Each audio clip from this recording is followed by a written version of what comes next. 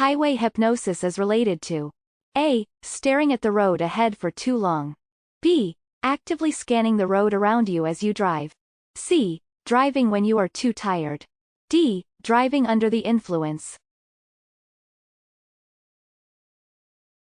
Highway hypnosis is related to A. Staring at the road ahead for too long. Highway hypnosis can occur during long trips when you fixate on the road in front of you for too long. Staring straight ahead without actively scanning the road around you can place you in a zoned-out daze.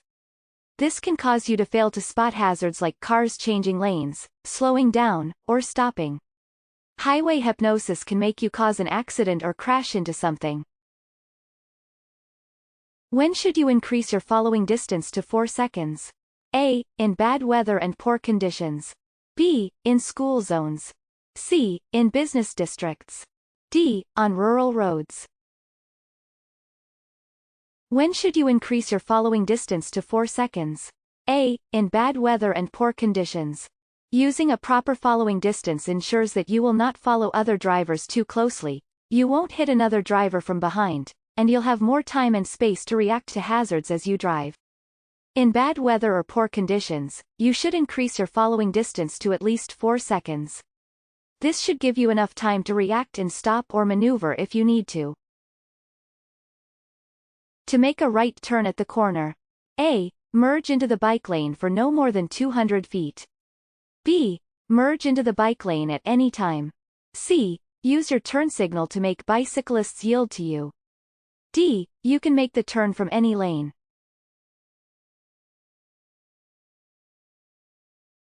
To make a right turn at the corner. A. Merge into the bike lane for no more than 200 feet. When making a right turn at an upcoming intersection, you'll often first need to merge into the bike lane. Before you do so, use your turn signal to communicate your intentions. Check your mirrors and your blind spots for any bicyclists. When the way is clear, you can merge over the bike lane. Remember, you are not allowed to drive in the bike lane for more than 200 feet before making your turn. What is a space cushion? A. Head protection in the event of a crash. B. A new technology for airbags. C. Space to the sides of your vehicle to change lanes. D. Empty space all around your vehicle that allows you to react to hazards. What is a space cushion? D. Empty space all around your vehicle that allows you to react to hazards. A space cushion describes the empty space to the sides, behind, and in front of your vehicle that gives you more time, space, and options to react to hazards on the road. When you identify a hazard, it's always best to have options to choose from. This could include slowing down, stopping, changing lanes, or swerving. Keeping a space cushion around your vehicle gives you access to these options at all times. What is the proper following distance behind a motorcyclist? A. More than the following distance for a car. B. Less than the following distance for the car. C. The same as the following distance for a car. D. A minimum of 10 seconds. What is the proper following distance behind a motorcyclist? A. More than the following distance for a car. If you are driving behind a motorcycle, it is recommended that you increase your following distance to at least 4 seconds in good conditions. Motorcycles have the ability to stop, turn, and maneuver more quickly than other vehicles, and drivers behind them will have less time to react. Additionally, if the motorcyclist falls off, you will need plenty of space to avoid hitting them with your car. Flash your brake lights or turn on your emergency flashers if you A. Want to tell a driver to stop following too closely. B. Need to change lanes. C. Need to warn other drivers of an accident or slowed traffic ahead. D. Want to slow down. Flash your brake lights or turn on your emergency flashers if you C. Need to warn other drivers of an accident or slowed traffic ahead. Your vehicle's lights and signals are useful ways to communicate with other drivers. If you are approaching a collision, stopped traffic, or slowed traffic ahead, you can warn the drivers behind you by flashing your brake lights or turning on your emergency flashers. If you're able to spot the upcoming hazard first, you can help other drivers slow down to a safe speed or adjust their driving in order to avoid any problems. Your first response to reduced visibility should be A. Reduce your speed. B. Turn on your high beam headlights. C. Turn on your fog lights. D. Turn off your headlights. Your first response to reduced visibility should be A. Reduce your speed. Driving in low visibility is one of the most dangerous driving conditions you will encounter. When you find yourself in a driving situation with low visibility, the first thing you should do is reduce your speed. Next, you should make sure your headlights are on the low beam setting.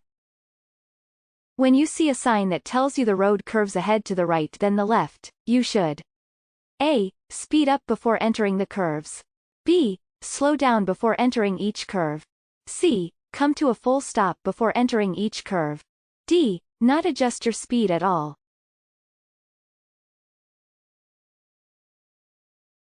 When you see a sign that tells you the road curves ahead to the right then the left, you should B. Slow down before entering each curve. Whenever you approach a curve in the road, you should slow down to a safe speed before you enter the curve. However, unlike a road with a curve in one direction in which you can accelerate through the curve, you'll need to keep your speed under control for the second curve in this instance. Additionally, you'll need to make sure to stay in your lane and avoid drifting into adjacent lanes or lanes moving in the opposite direction. A pedestrian with a white cane. A. Is deaf. B. Is blind. C. Is old. D. Has one leg. A pedestrian with a white cane. B. Is blind. White canes or white and red canes are often used by pedestrians who are totally or partially blind. These pedestrians may use a cane and/or a guide dog to help them navigate where they need to go. It is important for drivers to recognize these pedestrians and exercise caution when driving near them, especially at intersections where they may be crossing the street. You are driving in traffic on a road with 2 or more lanes in each direction. You should A. Always drive in the center lane. B. Drive in whichever lane you prefer. C. Keep to the right, except to pass. D. Keep to the left, except to pass. You are driving in traffic on a road with 2 or more lanes in each direction. You should C. Keep to the right, except to pass. On multi-lane roads with traffic moving in the same direction, you'll need to decide which lane of travel to choose from. In general, on roads with 2 or more lanes moving in the same direction, you should stay in the right lanes, except when passing other vehicles. On a road with 2 lanes moving in the same direction, stay in the right lane and use the left lane to pass other cars. Striking a fixed object at 60 miles per hour is the same as falling from a 10-story building. B. 5-story building. C. 2-story building. D. 1-story building.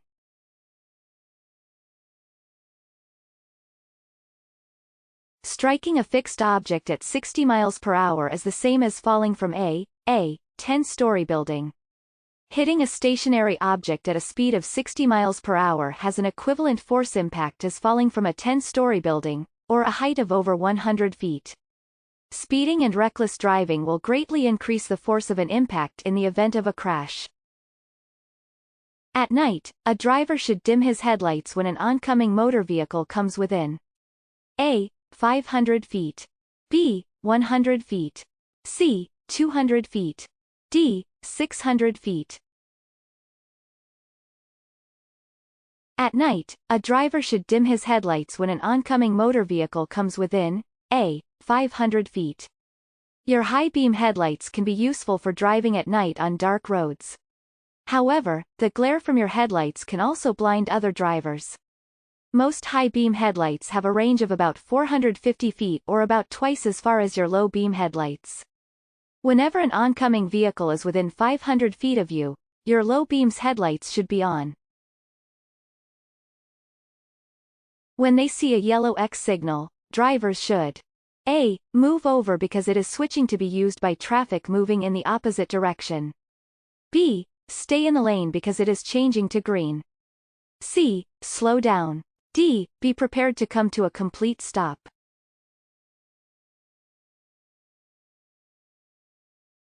When they see a yellow X signal, drivers should A. Move over because it is switching to be used by traffic moving in the opposite direction. If you see a traffic signal over a lane that has changed to a yellow X, you must change lanes because the lane you are in is about to be used by traffic moving in the opposite direction.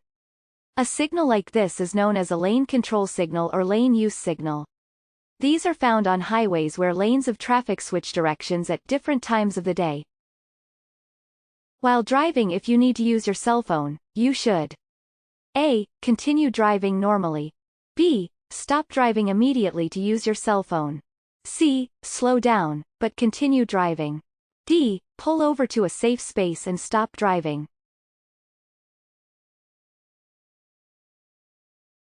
While driving, if you need to use your cell phone, you should D. Pull over to a safe space and stop driving. Using a cell phone while driving is one of the most distracting things that you can do. In many states, using a handheld device while driving is also illegal, and can result in traffic tickets, fines, and driving record points. The safest thing to do when you need to use your cell phone while you are driving is to pull over to a safe place off of the road, put your car in park, and stop driving. Blind spots around a large vehicle are what than the blind spots around a car? A. The same. B. Smaller. C. Bigger. D. None of these.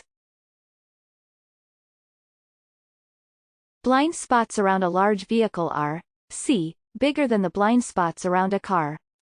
Whenever you're sharing the road with a large vehicle like a truck, tractor-trailer, or bus, it is important to remember that larger vehicles have larger blind spots around them.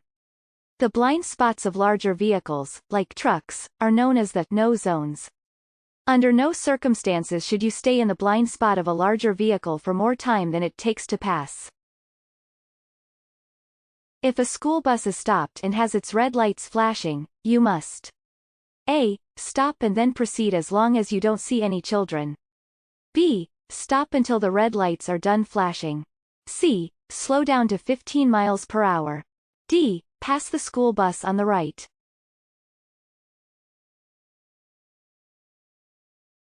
If a school bus is stopped and has its red lights flashing, you must B. Stop until the red lights are done flashing. A school bus that is flashing its red lights is actively picking up or dropping off children. Sometimes, the flashing red lights will be accompanied by an extended stop sign as well. Whenever you approach a school bus with its red lights flashing, you are required to stop and remain stopped until the school bus stops flashing its lights. This rule applies to traffic moving in either direction.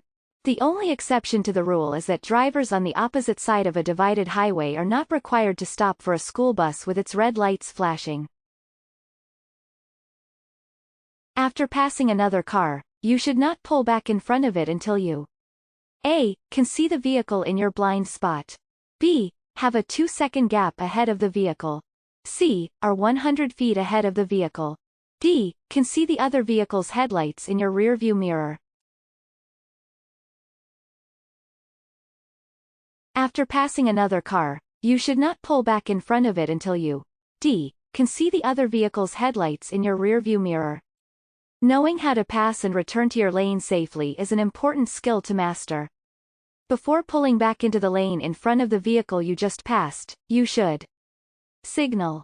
Check your blind spots. Pull back into the lane once you are able to see both of the car's headlights in your rearview mirror. This will help to ensure that there is enough distance between your vehicle and theirs.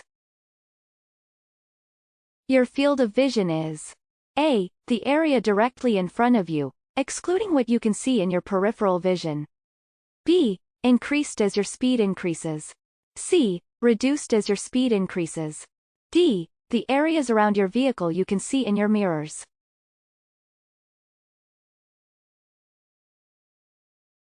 Your field of vision is C. Reduced as your speed increases.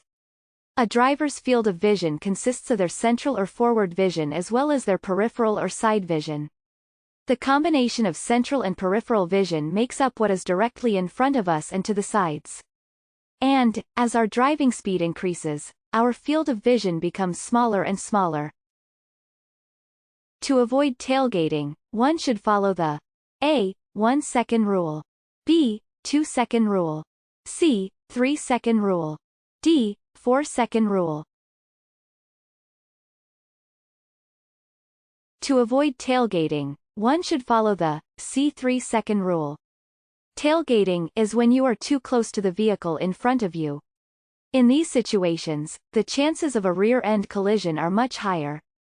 That's why it's important to follow the 3-second rule when driving in normal, safe conditions.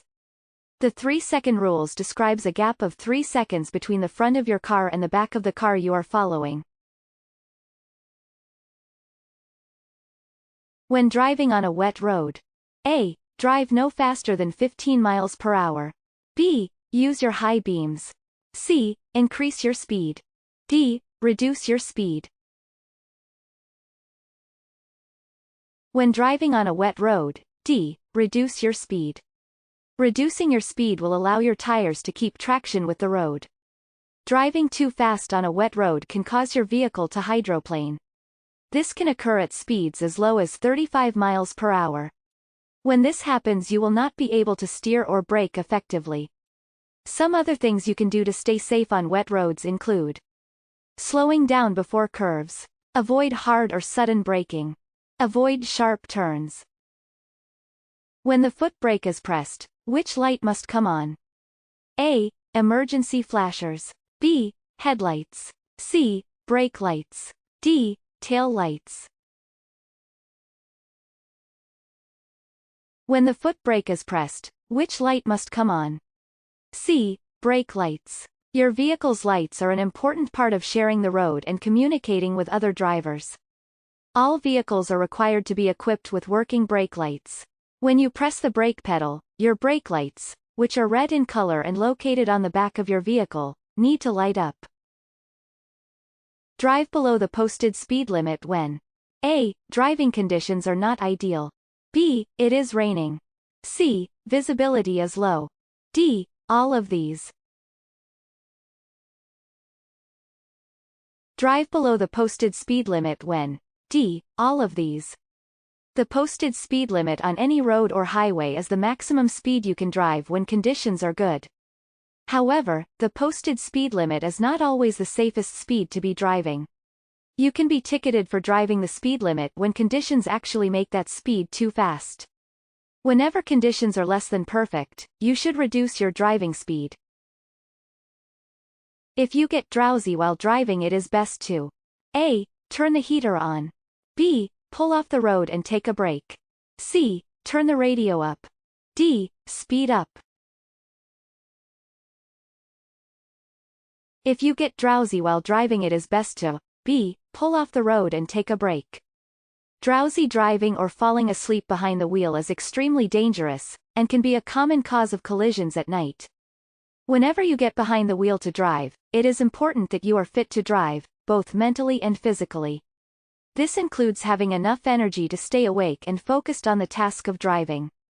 If you feel yourself getting tired, you should find the next place to pull off of the road to take a break and rest. You may legally block an intersection. A. When you have a green light. B. Under no circumstances. C. If you are turning right. D. If you are turning left. You may legally block an intersection. B. Under no circumstances. Drivers are never legally allowed to block an intersection. Doing so can impede the flow of traffic, increase the chances of a collision, and result in a traffic ticket. Even if you have a green light, you cannot block an intersection. If you do not have enough space on the other side to clear the intersection completely, do not proceed. All vehicles on the road must be equipped with a horn that can be heard from a minimum of A. 25 feet. B. 50 feet. C. 100 feet. D. 200 feet. All vehicles on the road must be equipped with a horn that can be heard from a minimum of D. 200 feet. Your car horn can be a valuable tool for preventing imminent low to medium speed collisions from happening. In order for your horn to be effective, It needs to be heard from far enough away. Vehicles operated on public roads are required to have a working horn that can be heard, under normal conditions, from a distance of 200 feet. Great job! Here are some of your next steps to getting your learner's permit or driver's license. Read and study the official driver handbook from your state DMV. Take more free practice tests at puedomanejar.com. Gather all your necessary forms and documents before you visit the DMV office. Before you know it, you'll be driving in your very own car all by yourself. puedomanejar.com. Free DMV practice tests and much more to help you pass your real exams. Visit us today.